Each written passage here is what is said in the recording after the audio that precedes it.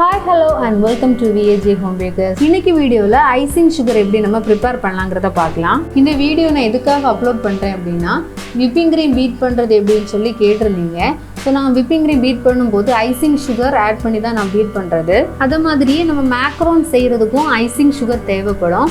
So அதனால் இந்த ரெண்டு வீடியோ அப்லோட் பண்ணுறதுக்கு முன்னாடி ஐசிங் சுகர் ரெசிபி உங்களுக்கு அப்லோட் பண்ணால் உங்களுக்கு யூஸ்ஃபுல்லாக இருக்கும் அண்ட் பெட்டராக இருக்கும் அப்படின்னு எனக்கு தோணுச்சு. இப்போ நார்மலாக ஐசிங் சுகர் அப்படிங்கிறது நம்ம ஷாப்ஸ்லாம் வாங்குறதுக்கு கிடைக்கும். அதோட ப்ரைஸ் பார்த்தீங்கன்னா நம்ம நார்மல் சுகர் வாங்குறதோட டபுளில் இருக்கும், டபுள் சார்ஜாக இருக்கும். இப்போ ஹோம் பேக்கர்ஸுக்கெல்லாம் நம்மளால் ஈஸியாக ஹோம்மேடாக ப்ரிப்பேர் பண்ணக்கூடிய திங்ஸ் எல்லாமே நம்ம ஷாப்ஸ்லேருந்து வாங்கி யூஸ் பண்ணோம் அப்படின்னா நமக்கு ப்ரொடக்ஷன் காஸ்ட் கொஞ்சம் அதிகமாகவே ஆகும். அதனாலேயே நான் எப்போவுமே ஐசிங் சுகர் வீட்லேயே ப்ரிப்பேர் பண்ணி வச்சு தான் யூஸ் பண்ணிக்கிறது. இப்போ வீடியோவை மறக்காமல் லைக் பண்ணுங்கள், உங்களோட சஜஷன்ஸை எனக்கு கமெண்ட்ஸில் சொல்லுங்கள். அதே மாதிரி சேனலை சப்ஸ்கிரைப் பண்ணாமல் பார்க்குறவங்க சப்ஸ்கிரைப் பண்ணுங்கள். அப்போ தான் நான் புதுசாக வீடியோ அப்லோட் பண்ணும்போது உங்களுக்கு நோட்டிஃபிகேஷன் வரும். வாங்க வீடியோக்குள்ளே போகலாம். ஸோ ஃபர்ஸ்ட்டு நல்ல ட்ரையாக இருக்கக்கூடிய மிக்ஸி ஜார் எடுத்துக்கலாம். அதில் எந்த வாட்டர் கண்டென்ட் எதுவுமே இருக்கக்கூடாது. அதில் 1 கப் சுகர் எடுத்துக்கோங்க. அதுக்கு கூடவே 1/2 டீஸ்பூன் கார்ன்ஃப்ளவர், அதாவது சோள மாவு சேர்த்துக்கோங்க. இந்த ரெண்டையும் சேர்த்து மிக்சியில் நல்லா பவுடராக பொடிச்சு எடுத்துக்கலாம். ஸோ மேக்ஸிமம் எவ்வளோ பவுடர் பண்ண முடியுமோ அந்த அளவுக்கு நல்லா பவுடர் பண்ணி எடுத்துக்கலாம்.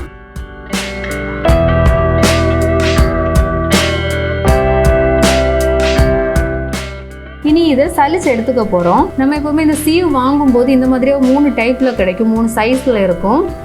ஃபர்ஸ்ட் பார்த்தீங்கன்னா நிறைய ஸ்பேஸ் இருக்கும், நிறைய கேப் இருக்கிற மாதிரி இருக்கும். இன்னொன்று ஒரு மீடியம் சைஸில் இருக்கும். இன்னொன்று ரொம்ப கேப்பு கம்மியாக இருக்கும், நெருக்கமாக இருக்கிற மாதிரி இருக்கும். பார்த்தீங்களா, அந்த மாதிரியான அரிப்பு தான் எடுத்துக்கணும். இனி ஒரு நியூஸ் பேப்பர் எடுத்துக்கோங்க.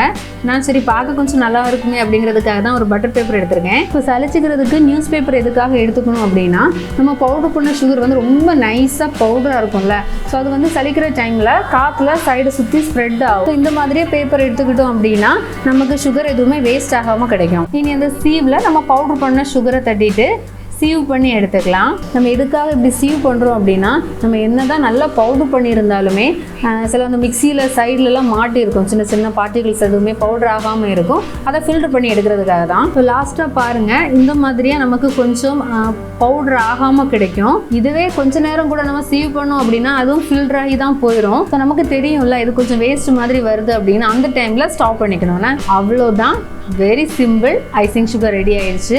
இது பார்த்தீங்கன்னா நம்ம மிக்சியில் பவுடர் பண்ணி எடுத்ததுனால லைட்டாக ஒரு ஹீட் இருக்கும். அதனால கொஞ்ச நேரம் இந்த மாதிரி ஓப்பன்லேயே வெளியில் வச்சுக்கோங்க.